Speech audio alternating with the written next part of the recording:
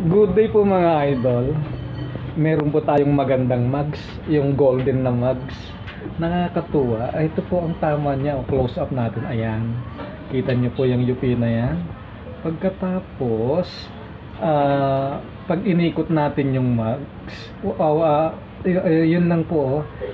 Pagdating po sa portion na yun, yung na UP na yun, ayan po, kitang-kita, dumikit siya sa pointer. So, yan po ang may tama. So, check ko lang yung kabilang side, baka may tama din. Ayan po, maganda naman po yung kabilang side. Wala pong tama. So, yan po, yan lang po ang aayusin natin. After 5 minutes or 10 minutes, tapos na po yan. Yun lang po. Salamat! Bye-bye!